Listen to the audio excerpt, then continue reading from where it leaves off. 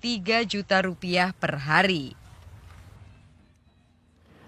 Ya, saudara, momen liburan seperti Natal dan juga Tahun Baru kali ini bisa dimanfaatkan menjadi peluang emas untuk mendapatkan pundi-pundi rupiah bagi para rekan-rekan UMKM maupun juga yang berada di industri pariwisata yang tentunya menjadi salah satu peluang yang tidak bisa kita lewatkan. Dan untuk itu, bagaimana memanfaatkan peluang tersebut, kita akan berbincang dengan Dewan Pakar Himpunan Pengusaha Mikro Kecil dan Menengah Indonesia atau HIPMI Kimdo Jawa Timur. Beliau adalah Bapak Heri Cahyo Bagus Setiawan, Magister Sains Manajemen atau biasa disapa Gus Heri. Bapak Heri, selamat sore. Bagaimana kabarnya hari ini? Selamat sore, Mas Brian. Selamat sore. Baik. Alhamdulillah sehat. Alhamdulillah, terima kasih banyak Pak Heri sudah bergabung bersama kami di Jawa Timur hari ini. Nah, kita saat ini sedang berada di momen libur Natal dan Tahun Baru. Ini pasti akan menjadi peluang yang sangat besar untuk para pelaku usaha atau UMKM ini, Pak Heri. Kira-kira sektor mana saja yang menurut Anda akan meningkat di momen Nataru seperti ini? Ya, terima kasih ya. Sebenarnya agenda Nataru ini kan Natal dan Tahun Baru ya. Dan ini menjadi agenda tahunan dan tentu saja ini tidak hanya menjadi momentum liburan bagi masyarakat Indonesia, tetapi juga menjadi peluang emas bagi sebagian atau sektor usaha. Nah, di antara sektor usaha yang terdampak luar biasa dari libur Nataru ini adalah kalau kita sebut misalnya ada UMKM, ya. Kemudian ada juga sektor pariwisata. Nah, UMKM dan sektor pariwisata ini selalu menjadi idola bagi para wisatawan yang ada di Indonesia pada saat momen libur Nataru di akhir tahun ini, Mbak Kansa. Mas Brian. Ya, oke. Nah, lalu usaha apa ya yang sektor usaha apa yang mengalami peningkatan luar biasa kalau kita melihat di setiap kali liburan Natal dan Tahun Baru itu seringkali pertama yang sangat terdampak adalah sektor pariwisata. Ya, jadi sektor pariwisata dan kemudian tentu saja kalau sektor pariwisata itu kemudian menjadi idola bagi para wisatawan, tentu sektor UMKM di sekitar destinasi wisata juga akan terangkat. Ya, kemudian kalau sudah sektor UMKM juga terangkat, tentu saja kalau sektor pariwisata, hotel. Jadi perhotelan juga mengalami dampak daripada libur Nataru. Lalu ada villa. Ya, kemudian kalau kita melihat juga ada transportasi, kemudian pusat kuliner. Jadi mulai tanggal 24, 25 sampai dengan nanti puncaknya di tanggal 31 tanggal 1 itu tentu saja pusat kuliner, kemudian pusat belanja, dan yang sudah terjadi adalah pusat parsel dari parsel Natal ya, parsel untuk Natal dan paling penting biasanya toko kue itu mengalami peningkatan. Baik. Toko kue dan oleh-oleh khas dari oleh-oleh asli UMKM yang ada di sekitar destinasi wisata itu. Baik.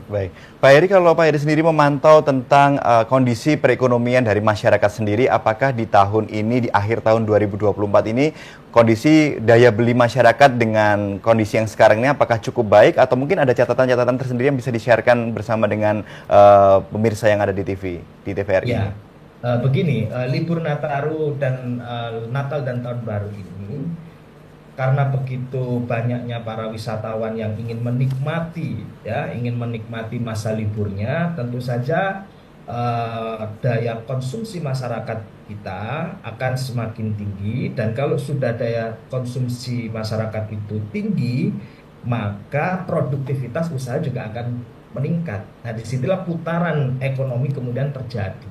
Jadi ada putaran uang yang luar biasa pada saat momen libur Nataru pada tahun ini.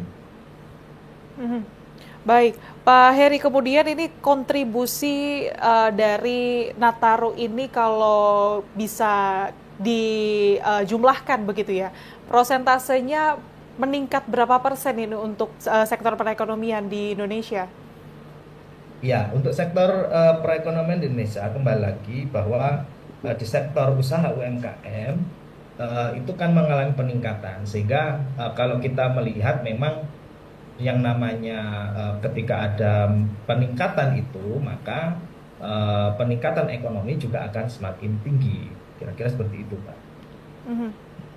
Oke, kalau Gus Heri sendiri atau Bapak Heri melihat sendiri saat ini terkait interkoneksi antara masing-masing sektor, apakah kalau di tempat wisata dengan transportasi, dengan infrastruktur ini, apakah ada hubungan satu sama lain yang akan memberikan sebuah simbiosis, apa ya, mutualisme begitu, Pak? Dan kalau jenengan sendiri melihat, apakah di Jawa Timur tempat-tempat wisatanya itu sudah mumpuni dengan fasilitas-fasilitas yang ada untuk nantinya perekonomian juga ikut bergerak di sana? Iya, iya. Ya, justru saya mau mengatakan begini, ketika libur Nataru ini sebetulnya ada PR yang harus dilakukan oleh pemerintah. Pertama adalah konsentrasi untuk mempersiapkan diri, dalam hal ini adalah mempersiapkan dari dampak ekonomi di tengah liburan Nataru ini. Ya, baik pengelolaan destinasinya maupun akomodasinya maupun juga UMKM-nya. Nah, di sektor pariwisata, pemerintah daerah ini menurut saya adalah perlu untuk melakukan risk assessment. Apa itu? Memastikan bahwa seluruh destinasi itu memiliki standar SOP yang benar-benar berkualitas, misalnya standar SOP yang berkaitan dengan pelayanan prima.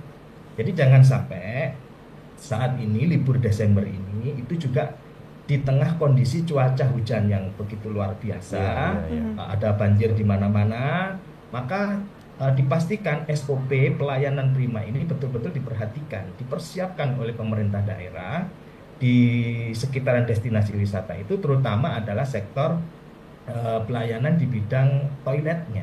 Nah, ini seringkali menjadi catatan, toilet itu sering kotor. Betul. Dan kemudian itu membuat masyarakat kita tidak puas. Lalu kemudian parkirnya bagaimana, ya? Kemudian selain dari parkir, toilet, lalu kemudian bagaimana tempat berteduh masyarakat itu, ya, itu juga perlu diperhatikan, ya. Lalu di sektor usaha mikro atau di usaha UMKM ini menurut saya juga perlu terintegrasinya ke dalam sistem pariwisata, ya. Misalnya memberikan fasilitas bazar atau festival produk lokal di sekitar destinasi itu. Wah, itu kalau dilakukan, maka itu akan menjadi daya tarik bagi para wisatawan, masyarakat Indonesia. Kalau di Jawa Timur misalnya, akan menjadi daya tarik itu.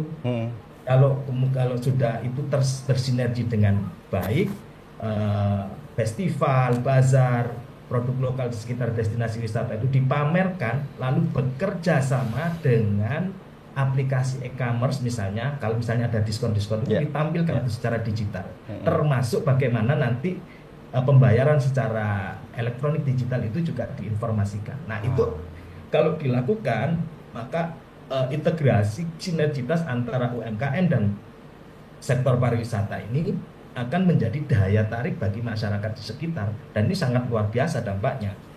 Menurut saya seperti itu. Baik, baik. Baik, Pak Heri, kemudian memanfaatkan momen Nataru seperti ini pastinya akan ada lonjakan tarif, baik itu tarif untuk transportasi, tiket masuk ke pariwisata maupun juga tarif-tarif lainnya. Nah, ini pemerintah untuk mengawasi hal tersebut ini apa yang harusnya diperhatikan? Ya, ini juga penting sekali menurut saya.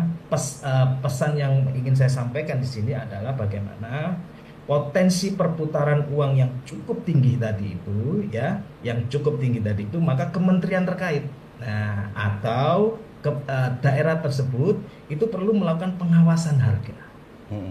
Mengapa pengawasan harga ini perlu dilakukan? Karena seringkali pada saat libur Natal atau tahun baru itu tarifnya itu tidak rasional. Nah, ini perlu dilakukan pengawasan. Kalau sudah itu dilakukan pengawasan, maka jangan sampai ada kesan yang negatif atau pengalaman yang buruk dari para wisatawan itu. Karena itu juga akan merusak citra daripada destinasi wisata itu dan juga dari pengelolaan pemerintah daerah itu.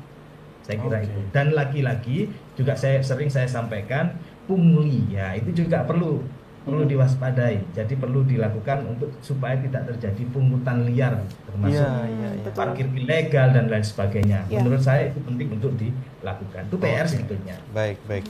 Pak Heri, kalau kita melihat juga UMKM ini sebenarnya bisa mendulang peluang emas ini akhirnya mendapatkan apa ya, customer baru dan lain sebagainya. Contohnya mungkin di kebun binatang, banyak orang yang butuh makan di sana dan lain sebagainya. Nah, agar mereka juga siap dalam menghadapi banyaknya wisatawan ataupun juga customer baru, kira-kira kiat-kiat apa saja supaya customer itu bisa apa ya, bisa nyantol, bisa klik yang akhirnya jadi langganan baru yang nantinya berkelanjutan. Kalau dari jenengan sendiri apa nih kiat-kiat untuk UMKM?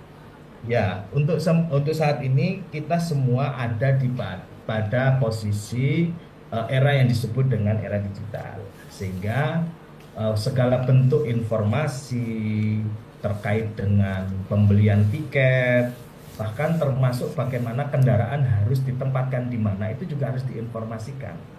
Karena seringkali terjadi itu adalah masyarakat taunya informasi ada satu bazar misalnya, ada satu event, tetapi tidak diinformasikan terkait dengan di mana tempat parkirnya, membludaknya parkir dan sebagainya. Itu yang kemudian membuat kemacetan di mana-mana, sehingga terganggu jalannya masyarakat yang sedang berlibur, bahkan masyarakat yang ada di sekitar destinasi itu merasa terganggu. Sehingga perlu melakukan sosialisasi jauh sebelum event itu digelar, dan kemudian menginformasikan segala bentuk informasi yang terkait dengan event yang akan dilaksanakan. Saya kira itu akan sangat membantu para wisatawan termasuk masyarakat di Jawa Timur untuk bisa mendapatkan informasi. Oke, baik.